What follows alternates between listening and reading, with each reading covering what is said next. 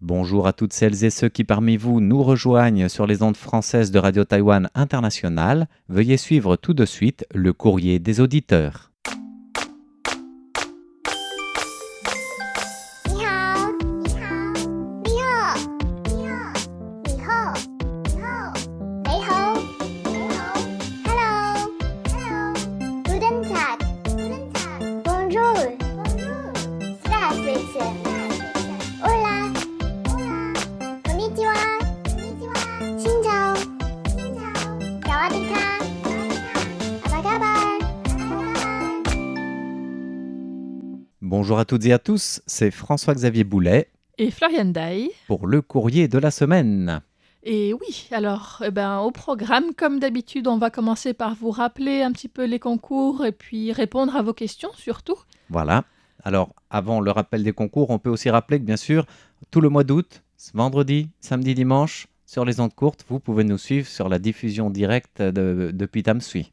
Oui, Donc tout c'est à à fait. 17h temps universel pour la première fréquence, puis 17h30 pour la deuxième fréquence. Alors quelles sont ces fréquences ? Eh bien, la première est 15 145 kHz. Oui. Et la deuxième est 11 850 kHz. Voilà, Toutes donc deux n'hésitez en pas temps à universel, écouter. Oui.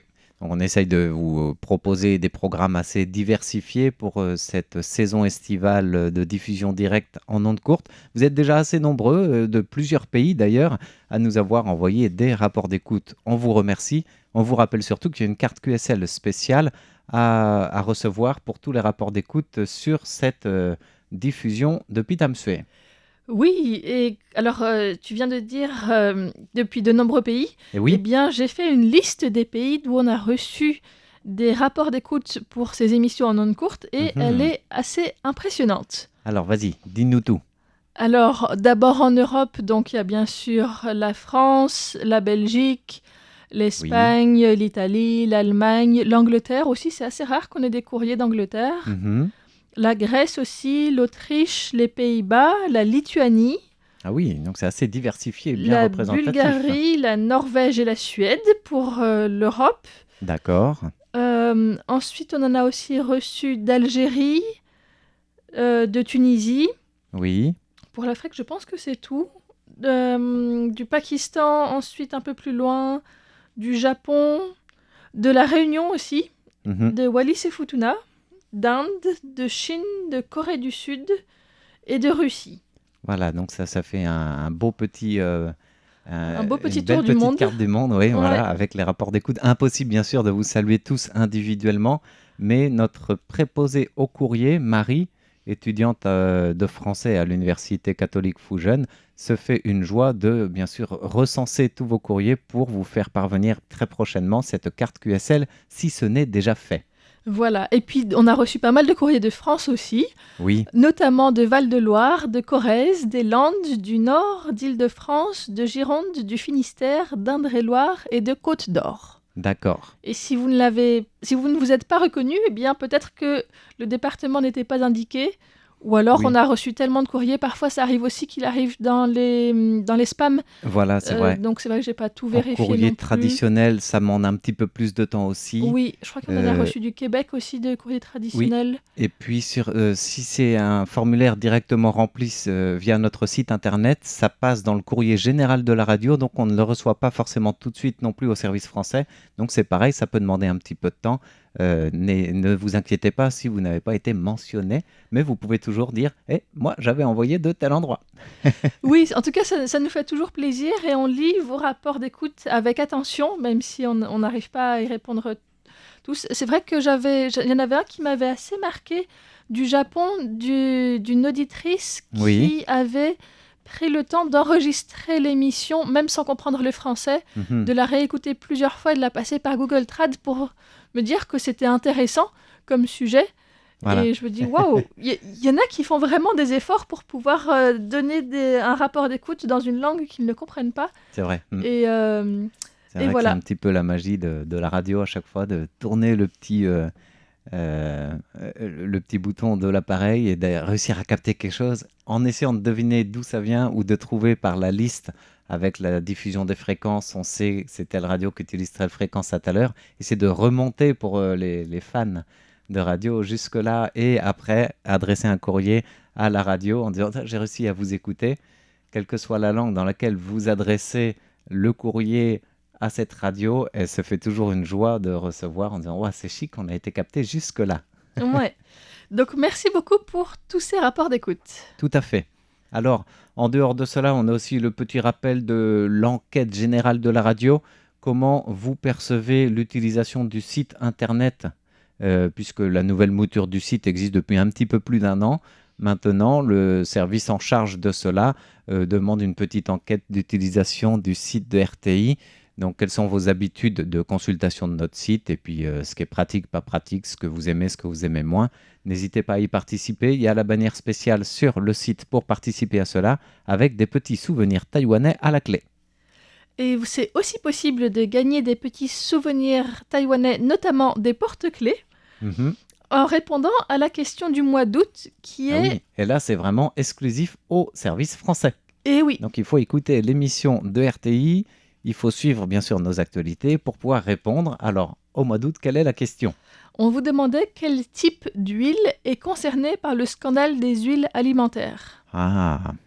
Alors ce n'est pas l'huile qu'on peut trouver sur des jolies peintures au musée des Beaux-Arts, par exemple. C'est pas de l'huile de moteur non plus. Non plus. Et c'est pas de l'huile de coude, même si on en a besoin toujours un petit peu.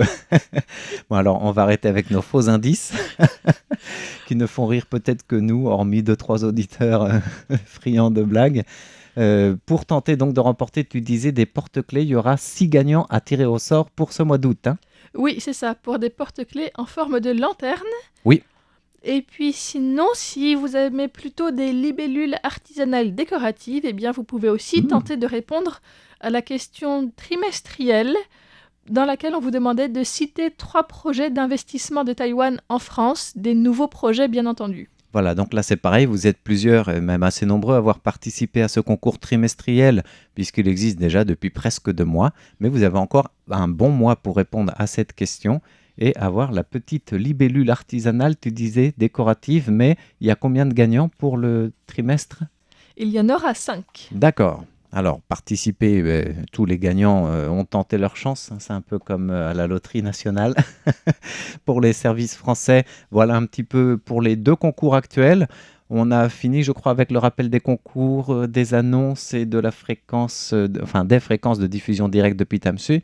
L'heure est aux réponses aux questions que nous avons reçues tout au long de la semaine. Oui, et alors comme transition peut-être aussi par rapport à quelque chose d'un peu plus trivial ou voilà, il y avait une question de Nagmou Chinoari sur l'envoi du courrier en Algérie. Ah oui, c'est vrai que c'est important c'est à moitié annonce et à moitié question, Oui, de voilà. l'évoquer. Puisque en fait, c'est toujours pas possible pour Taïwan d'envoyer des courriers par la poste vers l'Algérie. Oui. Il y a en fait assez peu de pays d'Afrique qui peuvent recevoir les envois postaux de Taïwan, malheureusement. Parce que, alors il y a plusieurs raisons, mais il y a parfois des problèmes au niveau des taxes pour les colis. Certains pays exigent que les taxes soient payées à l'avance. Et pour Taïwan, par exemple, c'est très difficile de demander de payer les taxes à la place d'autres pays à l'avance. Enfin, quand c'est dans l'Union européenne, en euros, ça passe encore. Mais quand c'est pour Taïwan de faire ça, c'est compliqué. Il y a aussi parfois des situations géopolitiques, des conflits qui font que c'est difficile d'acheminer du courrier jusque là-bas. Des problèmes de lignes d'avion. Quand il n'y a pas de ligne directe, eh bien, ça a besoin de passer par un centre de transfert. Et parfois, les centres de transfert refusent de gérer les envois internationaux pour d'autres destinations. Du coup, les coopérations entre les différentes compagnies aériennes, centres de transfert, gestion du courrier et la poste, qu'elle soit taïwanaise ou du pays dans lequel vous nous écoutez, ajoutent un petit peu du piment à cette difficile coopération parfois, quoi. Voilà, donc pour l'instant, il y a 106 pays dans le monde qui peuvent recevoir des courriers de Taïwan. Oui. Donc c'est un peu plus que la moitié, mais en fait, il y en a beaucoup où c'est impossible aussi. C'est pas une situation qui est propre à l'Algérie. Tout à fait, oui. Alors c'est une situation qui s'était très généralisée au moment de la pandémie de Covid et ça a repris quand même progressivement dans pas mal de régions, Mais en effet, il y a encore certaines régions où c'est toujours pas possible. Alors, le service qui gère les courriers à la radio nous a demandé de vous rappeler que, en attendant, tous les courriers qui vous sont adressés, que ce soit des rapports d'écoute, des cadeaux à des concours ou des participations, tout est bien stocké, gardé à RTI et il guette régulièrement pour voir quand est-ce que ça peut partir. Donc, Donc un ce n'est jour, pas perdu, vous ce aurez n'est pas un peut-être un abandon non gros plus. colis. Oui, euh, voilà, voilà. mais on sait vraiment pas quand. Là, on n'a pas le contrôle Malheureusement, là-dessus. ça ne dépend pas de nous. Oui. Voilà. Voilà, mais c'est bien d'avoir répondu à cette question. Et puis aussi, merci à Nagmouchi Nouari depuis l'Algérie, puis tous les auditeurs qui nous écoutent de cette région, des courriers que vous nous envoyez, malgré l'absence de réponse postale possible. Alors, on va aussi y répondre à une question que nous avons reçue il y a quelque temps déjà de Jacques Augustin, un auditeur fidèle. On a assez souvent des questions de cet auditeur qui nous écoute depuis Rosny-sous-Bois en France. Et cette semaine, la question concerne la population autochtone à Taïwan. Donc, combien on compte de populations autochtones aborigènes à Taïwan? Et puis, est-ce qu'ils sont plutôt des montagnes ou avec un meilleur climat et un meilleur environnement que la vie urbaine en ville, par exemple? Voilà un petit peu une question thématique pour la semaine. Et la réponse arrive tout de suite en chiffres, puisque combien sont-ils les peuples autochtones de Taïwan? C'est impossible de les avoir précisément, je veux dire tête par tête, mais d'après le dernier recensement du ministère de l'Intérieur, on compte quelques 629 000 personnes d'origine autochtone sur l'île. Ça représente 2,7% de toute la démographie taïwanaise. Sachant que ce calcul-là est fait aussi sur la base des déclarations individuelles. Si on peut Oui. prouver qu'on a un des deux parents ou grands-parents d'origine autochtone, on peut demander à se déclarer autochtone, mais c'est pas obligatoire non plus. Il y avait pendant toute une période de répression beaucoup de personnes qui avaient caché cette identité, C'est vrai, qui la ça réclament maintenant. redemande, voilà. Donc ce sont des chiffres, de toute façon, voilà, il y a des mélanges de population et c'est un chiffre officiel qui représente une réalité administrative actuellement. Exactement. Alors, dans cette réalité administrative, il est coutume aussi de distinguer deux grandes catégories de peuples autochtones à Taïwan, ce qu'on appelle les aborigènes ou autochtones des plaines et ceux des montagnes.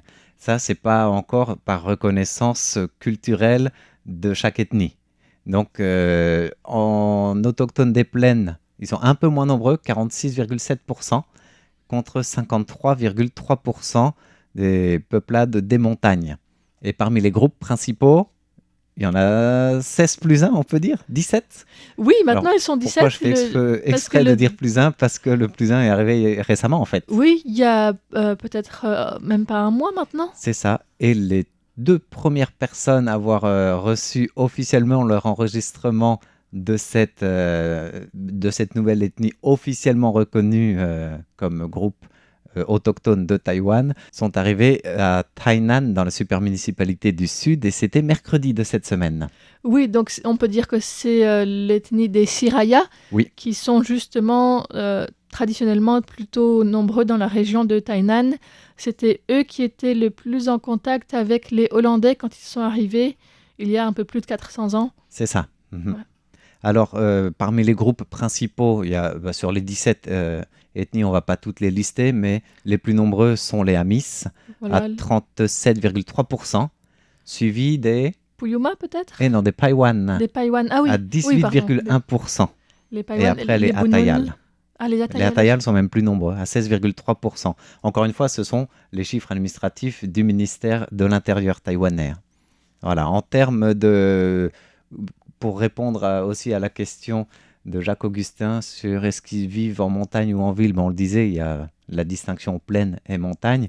En général, même les autochtones des montagnes sont de moins en moins nombreux, parce que pour trouver du travail, on va très vite s'urbaniser. Ils habitent en ville, même s'ils restent officiellement catégorisés comme autochtones des montagnes. Ils Exactement. sont dispersés partout dans Taïwan, en fait. Tout à fait. Si bien que depuis plus de 10 ans maintenant, on a assisté à ce que la commission ministérielle des affaires aborigènes ou autochtones dit justement un basculement historique où ils sont plus nombreux aujourd'hui, les aborigènes recensés en ville, que dans leur village d'origine. Mm. Voilà, mais ça, c'est encore une fois un recensement administratif lié aussi où il y a le travail, où il y a les études aussi pour les enfants. Mais de plus en plus, on essaye de trouver différentes manières d'encourager la jeunesse à retourner aussi au village lors de la fête annuelle. Ça peut être la fête de la récolte, ça peut être d'autres rituels, ou tout simplement un grand festival d'été aussi. Et ça commence à prendre pour certaines régions, comme on a pu le voir dans des décryptages récents. Oui, je vais pas vous refaire la Suivez pub mon regard. Enfin, j'étais présente donc à Taromac, Oui. un village autochtone Roucaille, près de Taidong. Et c'était donc la grande fête annuelle, avec notamment une balançoire géante, donc une corde pendue à l'intersection de 4 bambous plantés dans le sol, des bambous oui. assez gigantesques. Et en fait, les jeunes femmes se tiennent debout sur cette corde et sont balancées par 2 autres personnes Mhm. assez haut, c'est assez impressionnant. Et donc, il y a tout un tas de règles et de rituels autour de ça. Et c'était très, très intéressant. Et j'ai eu beaucoup de chance d'y être parce qu'en fait, c'est vraiment une fête du village qui est réalisée pour les habitants. Il y avait très peu de personnes extérieures qui étaient là. Et j'avais été invitée par... En petit comité. Voilà. Donc, c'était assez exceptionnel de pouvoir y être et de pouvoir poser autant de questions aussi à des personnes qui s'y connaissent. Mhm. Donc, j'avais fait une série de 3 décryptages à la suite de ça, que vous pouvez retrouver donc avec les mots-clés récolte du millet et taromac notamment, avec Voilà. une vidéo aussi pour pouvoir visualiser cette... Et c'est vrai que c'est impressionnant quand on voit la vidéo de dire ouais, c'est quand même cette envergure-là. C'est loin des petits portiques de balançoire de mon enfance. C'est ça. Vous entendez balançoire, ne pensez pas balançoire. Voilà. Et pour en revenir, on disait justement à attirer les jeunes à retourner aux sources de leur culture, de leur identité. La jeunesse autochtone à Taïwan est plus jeune en moyenne que le reste de la population taïwanaise. Donc l'âge médian, par exemple, pour les peuples autochtones, c'est 34,9 ans à Taïwan contre plus de 45 ans pour l'ensemble de l'âge médian national. Donc de toutes les origines confondues, c'est 45,7 ans à Taïwan. Alors, est-ce que c'est parce que les autochtones ont plus d'enfants en général, ou bien est-ce que c'est parce que leur longévité est plus courte? Les deux sont pris en compte Les tout deux à sont fait pris en compte. pour Ouais. calculer cet âge médian. Mais c'est vrai que ça peut être source d'interprétations différentes, oui. Et puis, on parlait voilà, de l'éducation, d'encourager les jeunes autochtones à défendre ou à vivre leur culture, à parler leur langue. Et la loi sur le statut des peuples autochtones, qui a été amendée plusieurs fois, et le dernier amendement, c'était en janvier 2024, encourage aussi les établissements à donner des cours en langue nationale, en langue maternelle, du coup, pour les peuples autochtones dans leur lieu d'origine. C'est-à-dire, s'il y a une école du village, à Miss, par exemple, on va encourager à ce qu'il y ait des cours pour parler le Amis. Et pareil dans d'autres lieux, le Bunun, la Tayal. C'est difficile parce qu'il faut les ressources, il faut les moyens, il faut qu'il y ait assez d'élèves aussi pour ouvrir une classe comme cela. Des professeurs bien formés aussi. Tout à fait. Des personnes suffisamment souvent, capables de ouais. parler la langue. Enfin, Et oui. souvent, justement, le ministère de l'Éducation coopère avec la Commission des affaires autochtones pour trouver des personnes âgées du village ou les grands sages pour venir donner un coup de main à former des professeurs. Et même si ce ne sont pas des professeurs du ministère de l'Éducation, que ce soit des spécialistes de cette langue qui savent la parler pour la transmettre. Voilà, ça c'est pour la défense de la langue, mais on peut trouver un petit peu aussi des subventions pour l'éducation, pour les études, pour le transport. Il y a beaucoup d'aides ou de bourses spécifiques et même une bonification aux examens où, pour les examens nationaux, un enfant qui est d'un lieu plus reculé et d'origine autochtone, normalement, il a un barème de points qui fait qu'il peut être, entre guillemets, non pas privilégié sur la copie où il aura 10 points de plus que les autres, mais au niveau des examens d'entrée universitaire ou au lycée, le barème sera différent et il sera parmi certains cas prioritaires. Et ça, c'est aussi soumis à la condition qu'il ait passé des tests de sa langue autochtone. Exactement. C'est pas non plus donné gratuitement. Il y a des quotas et en effet, il y a des conditions et c'est intéressant parce que ces conditions-là encouragent aussi le développement d'études supérieures tout en défendant justement l'intégration de cette culture dans les études, voire dans un emploi plus tard. Oui, c'est vrai que ça... Il y a aussi de plus en plus d'intérêt autour des peuples autochtones et une valorisation culturelle et parfois touristique aussi de ces cultures. Et donc, dans ce sens-là, ça peut être quelque chose qui a vraiment de l'avenir aussi. Tout à fait. Alors on pourrait parler des heures et des heures sur ce sujet, le dossier de la semaine qui nous était proposé par Jacques Augustin, qu'on remercie au passage, avant de répondre à une autre question. Oui, on va changer de géographie puisque Christian Guibaudot nous avait parlé de la visite de François Hou à Mayotte.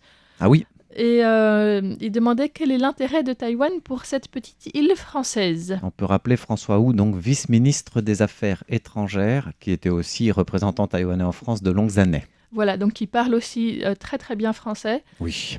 et qui est allé pendant 3 jours à Mayotte à la fin du mois de juillet Mhm. à l'invitation du sénateur Thani Mohamed Soilihi. D'accord. Donc, il y avait toute une série de rencontres avec des maires, des visites aussi. Et en fait, là-dedans, l'intérêt de Taïwan se joue sur plusieurs points. D'une part, Taïwan cherche à capitaliser sur l'aide humanitaire qui avait été apportée après le cyclone Chido Ah oui. et rencontrer directement les bénéficiaires de cette aide sur place. Donc, c'est un cyclone qui avait dévasté Mayotte en décembre 2024. Avec 39 morts, c'était le pire désastre climatique depuis près de 90 ans pour Mayotte. Mhm. Et donc, Taïwan avait fait un don de 250 000 € via la Croix-Rouge française en mars 2025, D'accord. dans le cadre de sa diplomatie Taiwan Can Help. Hmm. Et en fait, selon le média taïwanais Liberty Times, une source bien informée aurait indiqué que l'aide humanitaire apportée par Taïwan à Mayotte avait été proposée directement par François Hou, et approuvé par le ministre des Affaires étrangères, Lin Jialong. Hmm. Donc ça a aussi du sens que ce soit François Hou, en tant que francophone et personne qui a proposé cette aide, qui s'y rende. Oui. Et ça, aussi, ça permet aussi à Taïwan de capitaliser au niveau diplomatique sur ses relations, puisqu'il n'y a pas de relations diplomatiques officielles avec la France, comme avec la plupart des pays du monde pour Taïwan. Oui. Mais le fait d'y aller, c'est aussi une manière de contourner les routes diplomatiques classiques qui sont assez bloquées du fait de la politique d'une seule Chine.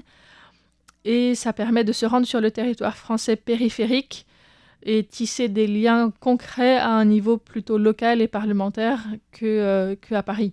Oui. Et c'est vrai que ça fait partie de cette diversité de l'éventail diplomatique important finalement. Mhm. Ouais, c'est ça.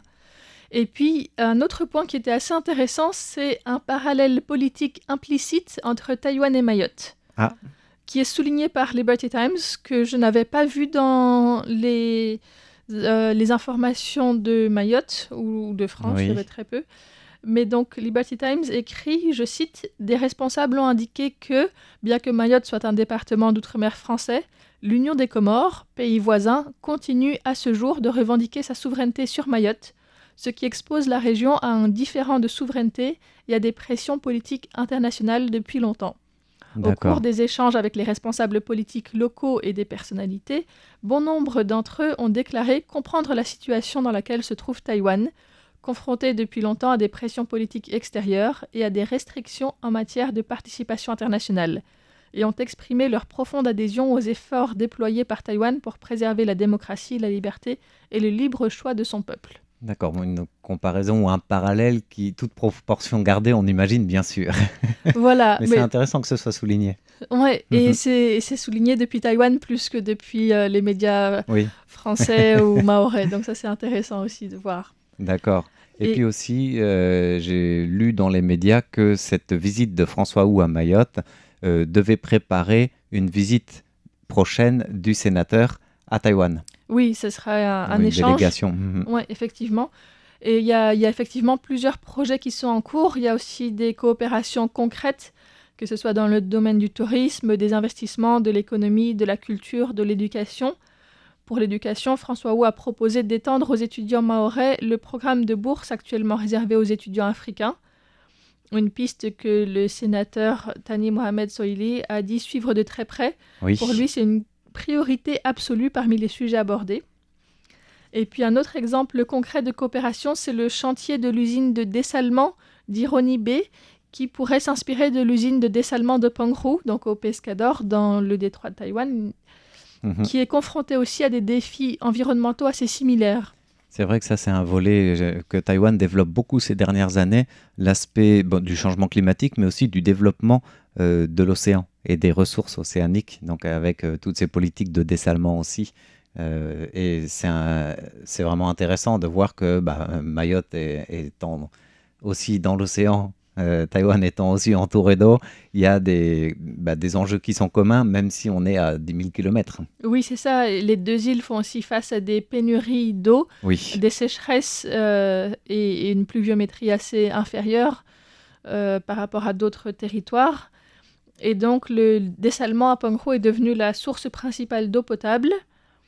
Et pour les deux îles, un problème ou une contrainte assez importante, c'est de devoir rejeter la saumure à proximité d'écosystèmes marins sensibles avec des lagons et des récifs coralliens. Donc, ça demande à voir comment minimiser l'impact environnemental. Il parle de technologies d'osmose inverse et de récupération d'énergie. Et donc, dans ce cas-là, l'expertise de Taïwan, développée à Penghu notamment pour stabiliser cet accès à l'eau, est assez intéressante pour Mayotte pour développer aussi une usine de dessalement à Ironi Bay. Voilà, donc sans impact environnemental, ou en tout cas avec un moindre dégât, que ce soit sur les coraux ou le reste de la biodiversité océanique. Voilà. D'accord. Donc c'est un exemple que je trouvais très intéressant. Puis là, il y a du concret en plus. Ouais. C'est ça. C'est vrai. Ouais. Mhm. Donc voilà, les intérêts de Taïwan à Mayotte sont assez multiples. Et j'en ai aussi beaucoup appris. Donc merci à Christian Guibaudot pour cette question qui a permis de creuser ce sujet. On peut imaginer aussi qu'il peut y avoir un terrain d'entente commun pour, ça rejoint un petit peu la question du début du courrier de Jacques Augustin, avec les peuples autochtones et l'expérience des peuples insulaires de Mayotte et de Taïwan. On peut être aussi dans cette communion ou ce domptage avec la nature et l'océan, peut-être les montagnes, qui sait aussi, d'autres points communs à envisager et à partager. Oui, c'est vrai que c'était pas mentionné là, mais c'est pas une liste fermée C'était non pas plus. exhaustif, tout à fait. Exhaustive, Mais c'est vrai que ça fait partie des intérêts ou des centres, en tout cas, qui peuvent être communs. Merci beaucoup donc à Christian Guibaudot pour cette question. Oui, j'ai envie de conclure avec une autre petite question, assez rapide mais intéressante, de Uni Amor Orbit, qui nous écoute en Allemagne, qui voulait savoir un peu, à cette rentrée scolaire qui s'approche, quelles sont les filières universitaires les plus demandées à Taïwan. Ça, c'est intéressant au sens où c'est pas forcément les plus demandés qui sont les plus faciles ou les plus difficiles à intégrer, mais en général, la jeunesse taïwanaise, et depuis 2 décennies, c'est tout le temps ça, c'est soit l'ingénierie, pour être ingénieur à TSMC par exemple, dans le semi-conducteur ou autre, soit médecine et avocat. Voilà. C'est vrai que ça reste des domaines dont on entend facilement les parents suggérer aux enfants « ce serait bien que tu fasses ça ». Oui. C'est très bien vu d'être dans ces domaines-là. Et en plus du domaine du droit, pour être avocat ou autre, il y a aussi la filière de la finance qui est de plus en plus demandée. La gestion, finance, managing, qui vient concurrencer, et là c'est depuis 5-10 ans, mais le numéro 1 reste vraiment la filière de l'ingénierie précise. D'accord. Eh bien, merci à Uni Amor Orbit pour cette question. Oui, et puis merci à toutes et à tous d'avoir suivi le courrier de cette semaine. Nous arrivons déjà au terme de l'animation hebdomadaire du courrier des auditeurs, animé aujourd'hui par Florian Day et François-Xavier Boulet. À bientôt. Bye bye. 你好，你好，你好，你好，你好，你好，你好，你好，Hello，Hello，Guten Tag，Guten Tag，Bonjour。